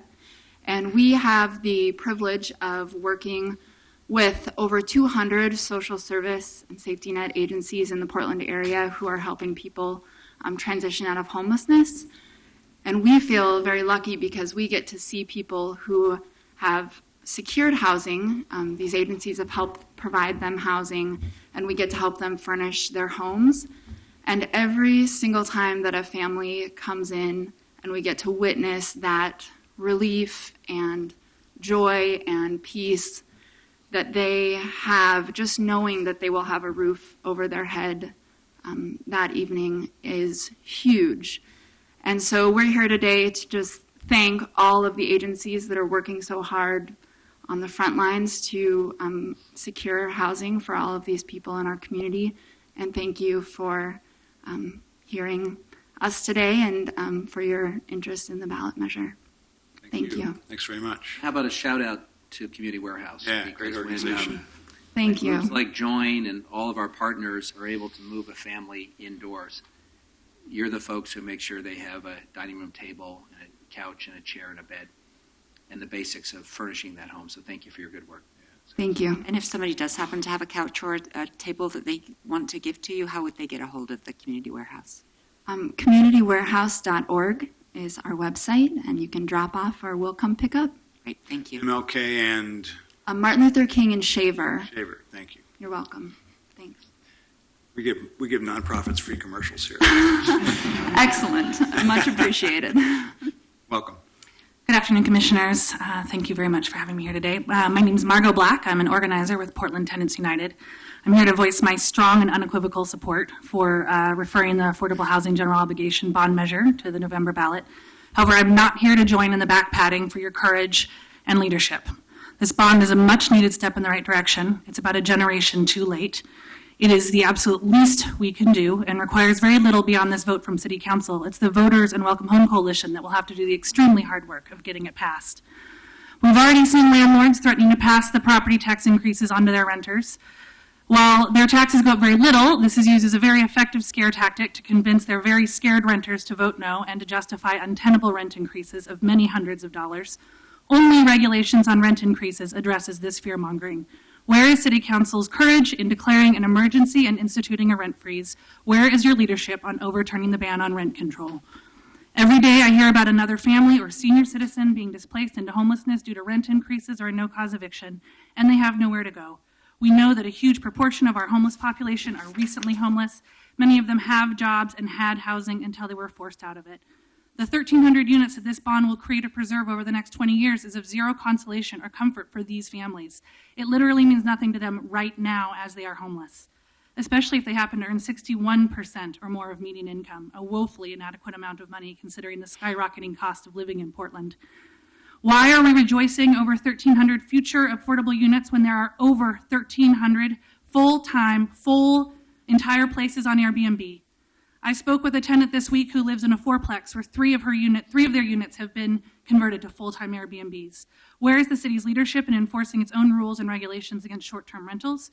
How many hosts have you fined? How much has Airbnb been fined? And why aren't you collecting this fine money and using it to assist displaced renters? To show courage and leadership, you need to make sure that the developers aren't weakening our already weakened ability to enact inclusionary zoning. To show courage and leadership, you have to stand up to NIMBYs who oppose density and development and who demand minimum parking requirements that drive up the cost of housing and restrict supply. To show courage and leadership, you should institute real and robust tenant protections that actually prevent displacement, rather than just postpone it for an additional month. 90 days notice is not a protection, it is a snooze button. We need just cause evictions. We need a lawyer for every tenant facing displacement. We need landlords licensed, registered, and educated, and a way to hold them accountable, and a way to enforce tenant protections that doesn't require a courtroom.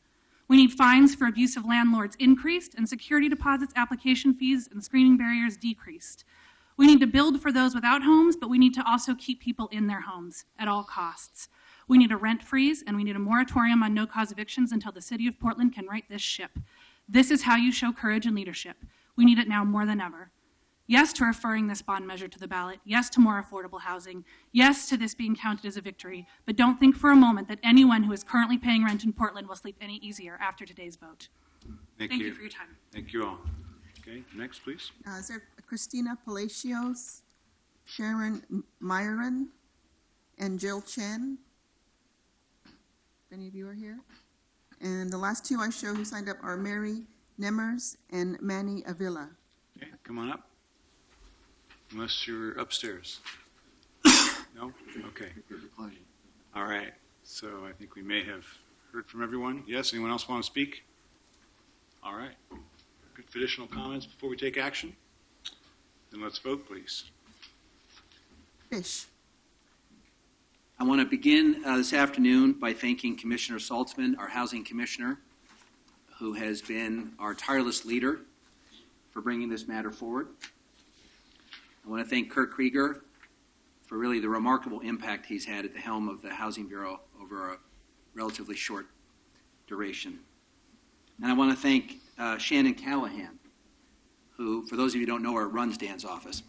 But she's been doing great work in building the base of support and educating Dan's colleagues about this bond measure.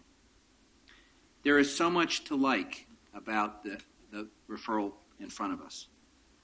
600 homes for struggling low-income families. 3,000 people whose lives will be immeasurably improved. Partnerships with Home Forward, the county, and mission-driven nonprofits. As I was listening to Steve Rudman, reminded that today's action is in part a tribute to the power of community coalitions to drive change. I'm old enough to remember that the 30% set aside did not originate in this building. It was Sam Chase and a group of advocates who came and pounded on doors and demanded that the city set aside 30% of urban renewal money for housing. And the TIF to 50 campaign did not originate in this building. It was faith and community groups that raised their voices and said, in a crisis, more urban renewal money needs to be set aside. And we listened.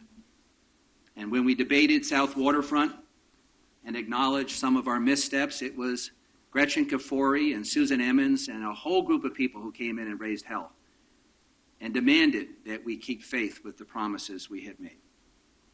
And today, again, a well-organized and passionate and loud coalition, the Welcome Home Coalition, 140 members strong, has come here demanding that we refer this bond measure to the voters and give them a chance to act, and we are poised to act.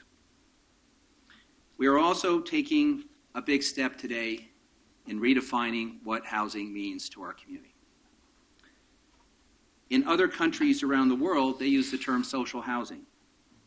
And it is basic common sense in countries throughout Europe that government provides housing to people that the market doesn't serve. We're conflicted as a nation about this. So we use vouchers and subsidies. We tinker with the market. We put our little foot in the water, but we withdraw when it's uncomfortable.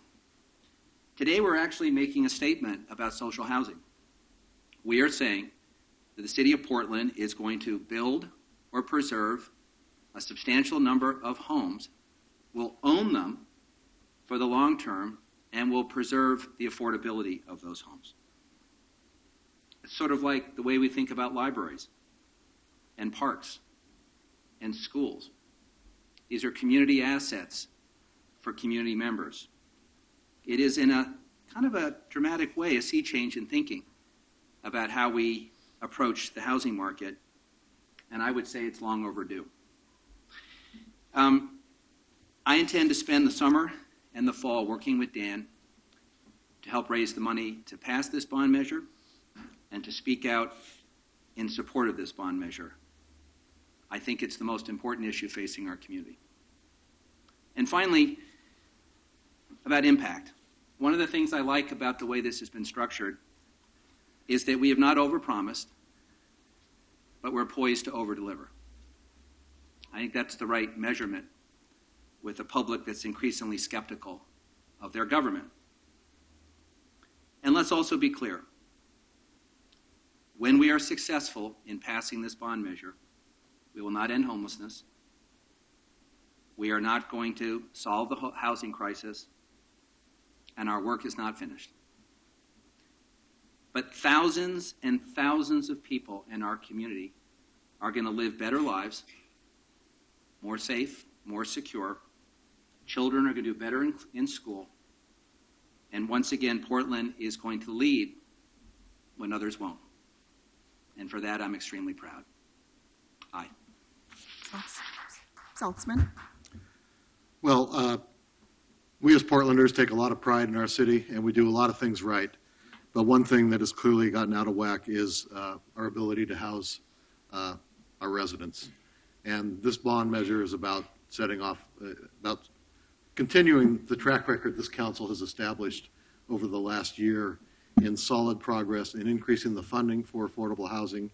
And this is the step. As I mentioned in my opening remarks, we've dug deep in our own pockets with city resources. We've just enacted a fee yesterday on development so that growth pays for growth. And now we're asking our voters to step up to the plate and contribute to help us establish 1,300 units of affordable housing, over 600 of those affordable to very low income residents of our city. And I think that it's certainly a challenge. It's always a challenge to ask taxpayers to pay more taxes, and it's never easy. And but I think with groups like the Welcome Home Coalition that are just raring to go, and not like they're just starting, they've been going at it for a couple years here.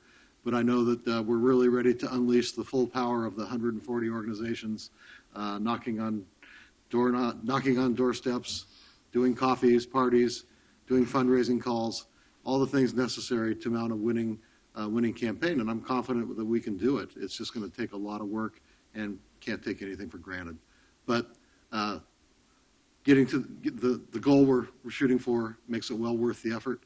And I just want to thank, again, echo Commissioner Fish's thanks of Shannon Callahan, our Housing Bureau folks, Matthew Shabold, Kurt Krieger, others, and also the Welcome Home Coalition for what you've done to date to get us to this point and what you'll do in the future to get us over the finish line in November, on November 8th. So please to vote aye. Novick.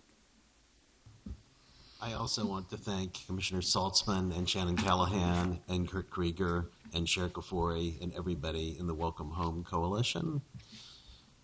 This is part of the answer to the big question of what kind of city do we want this to be?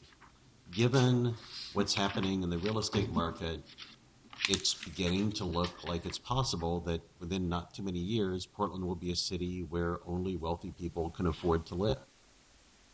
I think that we can take some steps through the zoning code to make it more feasible for this to continue to be a place where middle-income people can afford to live. We've taken some steps in that direction with the comprehensive plan. But I think that no matter what we do with the zoning code, it's unlikely, without some publicly supported housing, that people who make below 60% of median family income will be able to continue to live here. Commissioner Fritz was asking, couldn't we use some of this money to buy housing outside the boundaries of the city? And I can understand that question, but I don't want to decide that Portland can only be a city where people, I don't want to decide that Portland can't be a city where African Americans and Native Americans and people of low incomes generally cannot live. So I think it is appropriate that we spend all the money in Portland, whether we're legally required to do that or not. I do wish that there were other solutions. I was pleased that Michael Bonacore pointed out that the federal government used to seriously invest in affordable housing.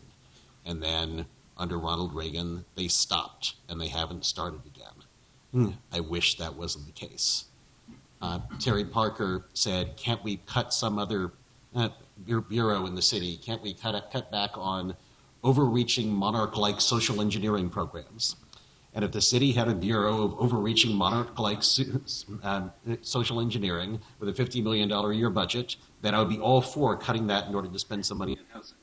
But in fact, the city's general fund money, which is the money we have some discretion over, goes overwhelmingly to police, fire, parks, and housing. Just 10 minutes. And people don't come to us asking us to cut any of those things. I wish there were some other kinds of tax mechanisms available to us. Seattle, I believe, or King County has a real estate transfer tax. A real estate transfer tax that just applied to houses that sell for over $500,000 could raise millions of dollars a year for affordable housing. The voters of Oregon a few years back voted for a ballot measure which outlaws real estate transfer taxes in the state of Oregon. I wish we could apply a property tax only to houses worth more than $500,000. But I'm told that state law prohibits that too. So, I think that it might seem to a lot of people, when is the Portland City Council going to stop raising taxes? They asked people to raise their gas taxes. They did a construction excise tax. When is it going to stop? I'm a tax and spend liberal, and I'm tired of voting for tax increases. But we have a crisis in terms of affordability, and this is a tool that's available to address it. We have a strong coalition of Portlanders prepared to support this at the ballot, and this is a thoughtful and caring and generous city where we can expect, I think, that Portlanders, despite the fact that they are dealing with their own financial problems, despite the fact they've seen other tax increases, I think we can expect them to step up and spend, as Donna Cohen said, the $75 a year. So this is not an action that we take lightly. This is raising the property taxes. It's not our first resort. It's not our second resort. But it's something that we feel morally we have to do in order for us to be the city we want to be. So I'd be proud to support this measure. Thanks to everybody who worked for it. Thanks to everybody who's going to work for the bond measure. I'm pleased to vote aye. Fritz. I'm pleased to refer this bond measure to the voters. The voters of Portland, when given accurate information, make really good choices, and we care about each other. And I particularly thank Mr. Edwards and Ms. Dietz and Ms. Cohen for telling your stories about why it's important to you. And that's what's driving us all, right? This is our neighbors. This is not some people being bused from California. This is our neighbors, and this is our children, our grandmothers who can't afford to live in the city that we love and that they love. And so I really like this chart, which I think Shannon, again, put together with the Housing Bureau. It's a piece of the puzzle, and the green part is what this bond measure will pay for. The rest of it is over $40 million per year that's needed to provide all of the safety net services. That's a lot of money. And taxes do pay for services. And as just as much as Commissioner Novak wishes there was a Department of Social Impact, or whatever it was, I thought that maybe there's a Department of Waste and Squandering. Well, there isn't a Department of Waste and Squandering, and our city budget process, which we only just got finished and will start again in September, we invite our community to scrub every line of our budget and tell us, where are we wasting money? What are we not doing right with your money? And we do it really well. As the mayor is saying, we had an outside accountant who looked at all of our finances and had no issues, no problems. We do what we're supposed to do with the money. And with this bond measure, there'll be annual audits. There'll be a citizen oversight committee. There'll be a lot of eyes making sure that this money goes where it's supposed to, if the voters choose to do so. And I also believe that it is time for us to start having public housing that the city runs in the city of Portland. As many of you know, I am from England. I'm very sorry about the Brexit vote messing everything up. And there are 60 million people that live in the United Kingdom, and there are fewer people living outside in the entire United Kingdom than there are in the city of Portland, because they have a lot of public housing, and they work hard to make it work, and they also make hard to make it cost effective and to put people near their jobs. To me, it doesn't make any sense, and we shouldn't be locating all of the housing that will be purchased with this bond measure, should the voters choose to subsidize it. Those should not be going in the already low-income areas of our city. We should not be putting all of the affordable housing in areas that already have affordable housing. We should be looking where else can we put it so that it puts people nearer to their jobs. People who live in Gresham and work in Hillsborough, it takes a long time for them to get to and from their business and their place of work. And if the jobs are in somewhere else, then we should definitely be looking at, is it legal for us to provide housing there to people who have been Portland residents for a long time? And also we should be making sure, as Commissioner Novick said, that our city remains one where teachers and nurses and others and students can afford to live. And that, to me, is what this bond measure is all about. And as Commissioner Fish said, it's a bond measure that was brought to us by the Welcome Home Coalition, by Multnomah County, by all of you, most of you, saying that we should do this. So again, it's your city government being responsive to what you want us to do, and I'm very proud to support it. Aye. Else? So I think before voters approve this measure, they would have three categories of questions about this housing issue. Those of us in this room are immersed in this issue, but not everyone is. And they would want to know, well, first of all, okay, you say there's a housing crisis. Who should act? What about those other governments? And the truth is that the federal government is locked in partisan paralysis. We hope and pray it eases sometime, but no sign of that happening enough or soon enough to make a difference in this issue. And in fact, if you look at the big issues facing cities and even the globe, like climate action or gang and gun violence or housing, most of the initiatives, most of the leadership, most of the innovation is happening in city governments, not at those other levels. So I think the answer is, if you look around at the big issues and what's getting done, and if you want something done on housing, we're going to need to do it ourselves here in our community, us, this city. So I think that's a reasonable question, and I think that's the right answer, that any realistic look at that issue is going to say the city, we, the community, this community, Portland, needs to deal with our own issues there. Secondly, how should we act? Well, one, this council 8 months ago declared a state of emergency, and that wasn't just rhetorical. I've said since we took that action that there are really three pieces of that state of emergency: rapid action, deliberate experimentation, and real money. All three are important, and in 8 months we have done a lot, as Dan iterated. We have taken our commitment of tax increment funds to a level that I don't believe any other city in the United States has ever committed to. We've put real money in the general fund. We've opened new shelter beds. We've gotten private sector and nonprofit folks to step up and open new shelter beds. And speaking of experimentation, I was very pleased on behalf of the city of Portland and Blanchet House to accept a $300,000 gift from the Wells Fargo Foundation this weekend for them to build tiny houses with formerly homeless people here in Portland. So there's a nice piece of deliberate experimentation, if there ever was one. And again, real money. But the other how question comes to when. So when should we do this? And again, I want to go back to something that you said at the outset, Dan. Before asking our voters for money, we turned over every rock and emptied every shoebox, or whatever metaphor you want to use, closed down every department of waste, fraud, and abuse that we could find in the budget, and found every dollar that we could find in our own budget, and spent it and committed it to housing. Then we also raised this commitment of tax increment funds for the next 10 years to housing. Then we went to new construction and said, you need to pay your share. And only after doing all that are we asking ourselves as voters and taxpayers to shoulder a small part of this burden that way. And I think people have a right to expect that we would be that responsible, even if it's a crisis, and it is. Even if our neighbors are suffering, and they are, they would still want us to be responsible here in Portland. And we are.